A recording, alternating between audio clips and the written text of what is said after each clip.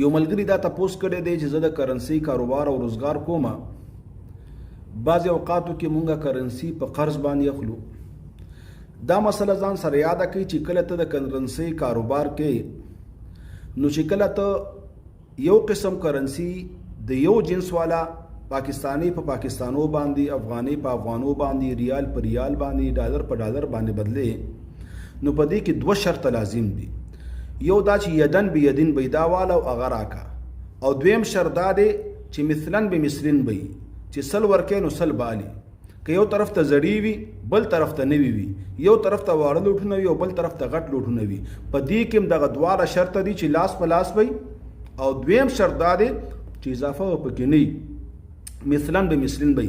صحیح احادیثو کې دې نه من راغلی ده چې کله پکې دا دوه شرط موجود نشي یا خو په نیټي شي، زه به اوس درکړم او ته به سبا راکړي، هفته پس به راکړي، نو دا سود دی.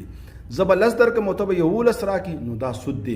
د دې نه ځان ساتئ او دې نه ځان ساتل لازمي دي. دا خبره یاد وساتئ. بعضې خلک د کرنسي کاروبار کوي په ټلیفون باندې کوي، په ټلیفون کې دغه نقصان راځي چې هغې کې یدن به یدین نه کېږي. نو لہذا په ټلیفون باندې ریټ معلوموي، لیکن سودا مخامخ په مخامخ کوي چې دواړو سره موجودې وي.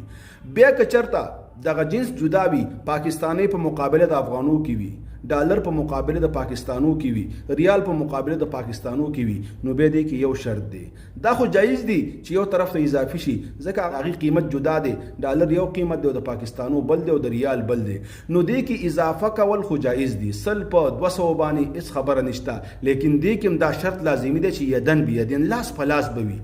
په ټلیفون به دا سودا بیا هم نه کې، نرخ معلوم کا، لیکن چې کله اراده د سودای ډالر ورکو پاکستاني والا، پاکستانی ورک او ریال والا یدن به یدین وي، که چېرته پکې دغه شرط نه وي نو بیا هم خبره سود طرف ته ځي.